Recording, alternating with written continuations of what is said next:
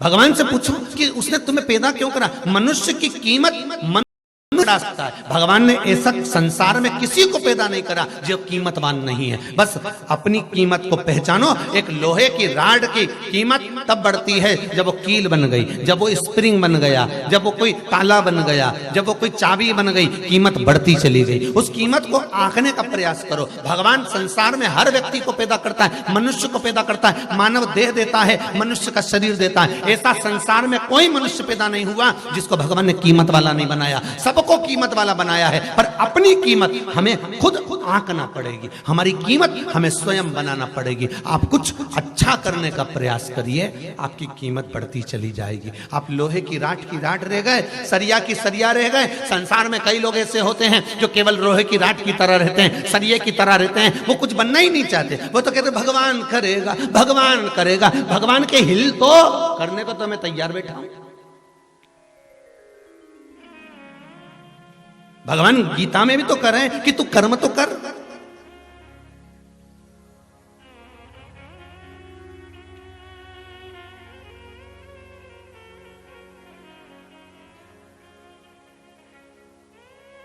विद्या अध्ययन करो, पढ़ाई दिल से करो, खूब पढ़ो।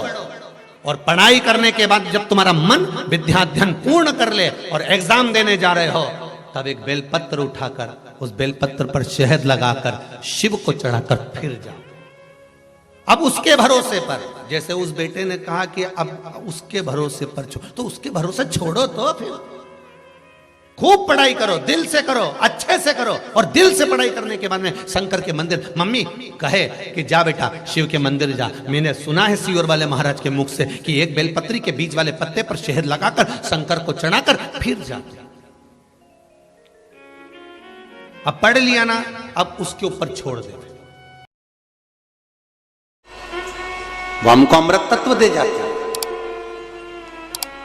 अब देवराज नाम का ब्राह्मण जब चला, ब्राह्मण ने आवाज लगाई, बांधव रुको।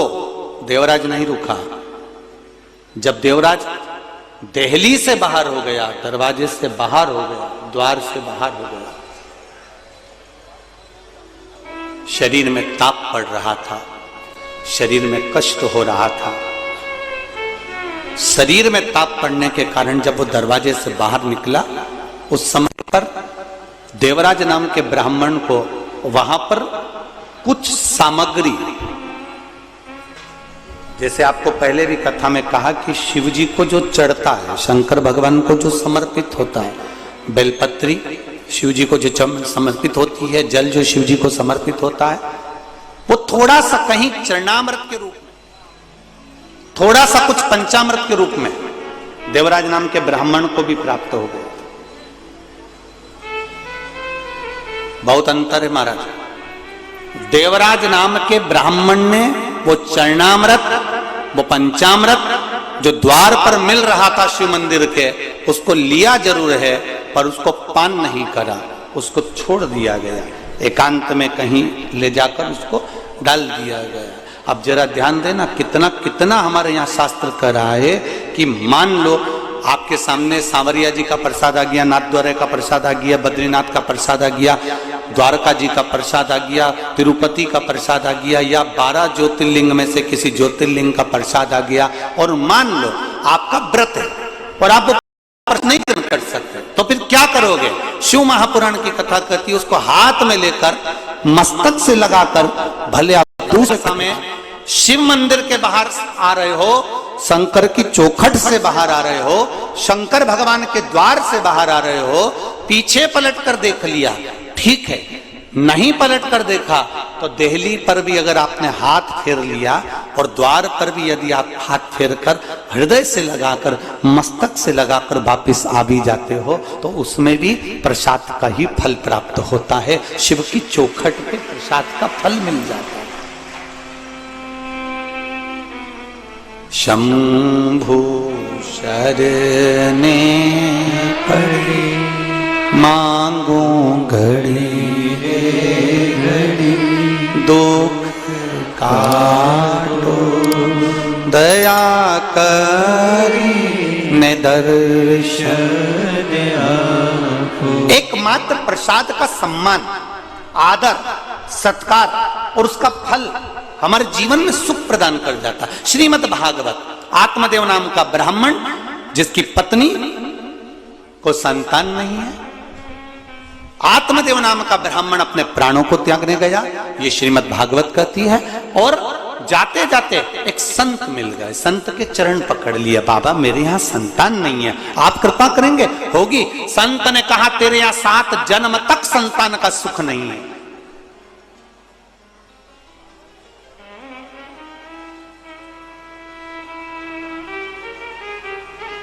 तेरे यहां 7 जन्म तक संतान का सुख नहीं है। अब देखिए प्रसाद में क्या बल होता, जरा विचार करिएगा जरा। तेरे यहां 7 जन्म तक संतान का सुख नहीं है। आत्मदेव ब्राह्मण ने चरण पकड़ लिया है, आप कृपा करोगे तो संतान तो होगी, ये निश्चित है। आप अगर करुणा करेंगे, आप दया करेंगे तो मुझे संतान प्राप्त होगी, ये निश्चितता है, आप कृपा करिए। कहा मेरे पास आपको देने के लिए कुछ भी नहीं है। तब आत्मदेव नाम के ब्राह्मण ने कहा संत की जो झोली होती है वो खाली नहीं होती है, उस झोली में संत के पास भले कुछ ना हो पर वो झोली में कुछ ना कुछ भरा जरूर होता है। मैं जानता हूं आपकी झोली में जरूर कुछ होगा और आप मुझे प्रदान करेंगे, ये निश्चित है, आप मुझे देंगे। देखिए अब होता है कोई कोई आपको, कई लोग मिलेंगे जो आशीर्वाद भी दे देंगे, कई लोग मिलेंगे जो आपको बेल भभूति भी दे देंगे, कई लोग मिलेंगे जो आपको बहुत कुछ अपने पास से निकालकर आनंद की कोई वस्तु भी दे देंगे। पर शिव महापुराण की कथा कहती है शंकर भगवान के पास जाओगे, शिव के द्वार जाओगे तो भगवान शंकर को आपने केवल 1 लोटा जल जो चढ़ाया है, शिव को जो बेलपत्र समर्पित करी है, शिव को जो 1 दावना चावल का समर्पित करा है, शंकर को 1 फूल की अगर पंखड़ी भी चढ़ाई है तो शिव कथा कहती है आपको मांगने की जरूरत नहीं पड़ेगी। जब आप पात्र लेकर घर जाएंगे तो शिव खुद उसको भरकर भेज देता है, उसमें मांगने की जरूरत नहीं पड़ती। और उसका प्रमाण देखिए, एक पत्र आया है,